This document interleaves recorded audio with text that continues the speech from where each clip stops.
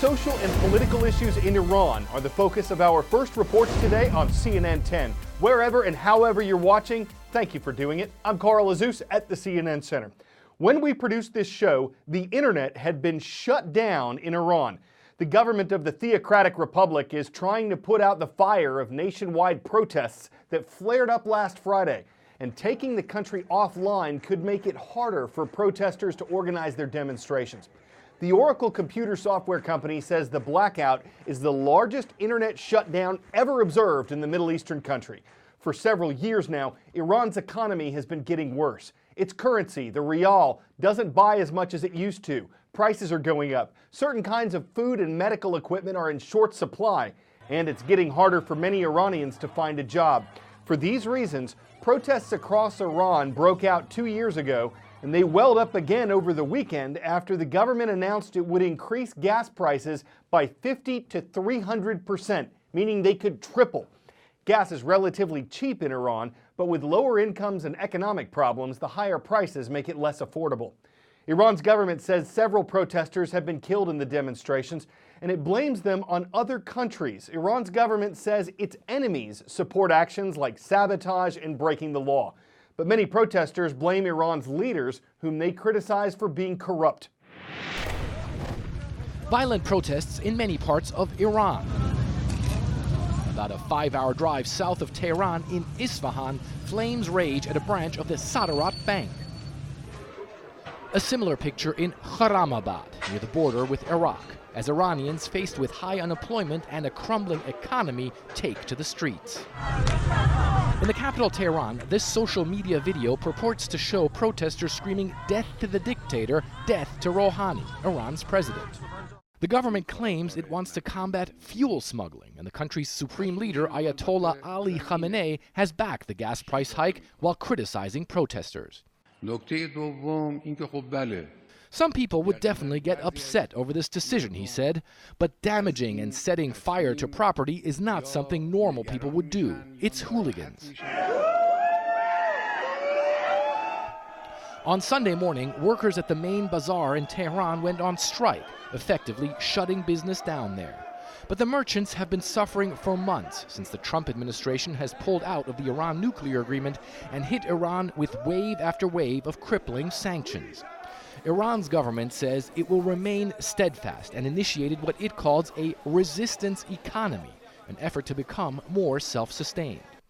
But while Iran's government says outside forces are fanning these new protests, many Iranians suffering under high unemployment have very little hopes that things could improve anytime soon. Fred Pleitgen, CNN, Moscow. In that report, Fred Pleitgen mentioned a nuclear agreement that was made in 2015 between Iran and 6 other countries led by the U.S. under the Obama administration. In the deal, Iran said it would limit its nuclear program for 15 years, and the other nations said they'd lift their sanctions, their penalties on Iran's economy, which would allow billions of dollars to flow back into Iran. Supporters said this was the best way to keep Iran from developing a nuclear weapon, at least temporarily. Critics said Iran got too much out of the deal and that it eventually built nukes anyway. As a U.S. presidential candidate, Donald Trump called the agreement a bad deal. And in 2017, as president, he pulled the U.S. out of the agreement, putting American sanctions back on Iran's economy and increasing pressure on Iran to make changes. In the years since, Iran has also moved away from the nuclear agreement, and the United Nations says Iran has resumed enriching uranium. A brilliance of 500 suns lights hundreds of miles of the To unleash this, you start with this: raw uranium. Fresh out of the ground, it's not useful for much. It needs enriching. To do that, you need these centrifuges, thousands of them. They spin uranium around at super fast speeds, about 1,000 times a second, shaking out the stuff you don't want and leaving the powerful stuff you do. For the next 15 years, no uranium will be enriched beyond 3.67%. Iran, though, has gone beyond that, reaching levels as high as 20% in the past.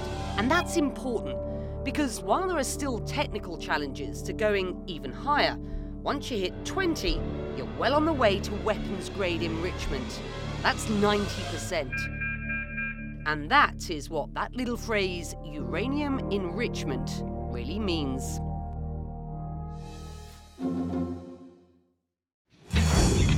10-second trivia. What distinction is held by fairy flies? Are they indigenous to Antarctica, the smallest insects, a type of butterfly, or extinct? Fairy flies are a type of wasp, and they're the smallest insects on Earth. Even if you don't want to eat insects like we discussed last Friday, scientists say 3/4 of our crops depend on insect pollination. And a new report from the United Kingdom Wildlife Trusts says there have been massive decreases of certain insect populations in the UK. Between 1968 and 2007, the report says the number of large moths in Britain fell by 28%, and that many butterflies also disappeared. It suggests that declines like these are happening with different insects around the world, though there's so much that's unknown about certain regions that it's hard for researchers to say for sure. Still, the report says the main reason for insect decline is habitat loss, and it suggests that we can all help solve that by planting flowering trees around our communities, growing plants like lavender, which attract bees, avoiding pesticides, though that could lead to the loss of some crops, and mowing your lawn less often could attract more insects to it, though that could bug your neighbors if it gets out of hand. Up next, machines with microphones, remote searchers with sensors, computerized carriers with cameras. Put them all together and you have robots to the rescue. New technology is finding a new role in helping first responders save lives in the wake of disasters. Robots can speed up everything from rescue to recovery, and this is how one woman makes a living. The most important thing to know, if you only know one thing, is that disaster robots make the disaster go away faster. Robots can go into these places to get to where there might have been survivors. If I can see what I need to see, I can make good decisions to keep the responders safe. My name is Robin Murphy. I'm a professor of computer science and engineering at Texas A&M, and I work with disaster robots.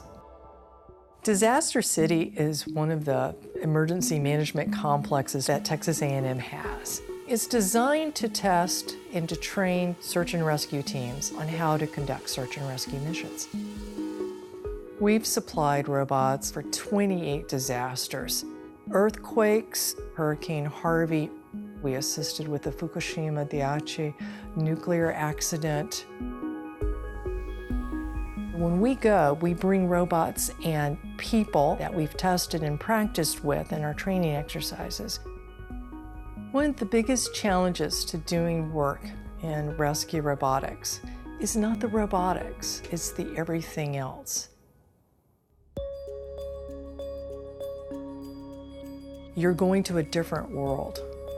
It's really challenging to be at a disaster. There's a physiological and psychological impact of that. It really takes quite a toll. So you have to be really good at what you're doing. But my job is so incredibly fulfilling.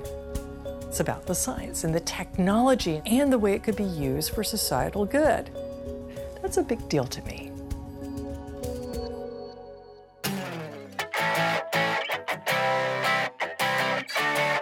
For 10 out of 10, 12 days, 14 hours, 59 minutes. That's how long it takes to fly a helicopter to all 48 contiguous U.S. states, assuming you're flying solo and setting the new Guinness World Record. Yosuke Chamalirat said he had 2 goals here besides the record: inspire more people to learn to fly helicopters — he says more pilots are needed — and to show America's beauty from the air. He encourages everyone to dream big and keep pushing. Because even if you've hit the skids, that's not a bad thing in a helicopter. You just find your place in the rotation, stabilize your sights, ignore any rotor distractions. In no time, you'll be ready to lift off like a Blade Runner on an elevating transmission that defies gravity. For CNN 10, I'm Carl Azus.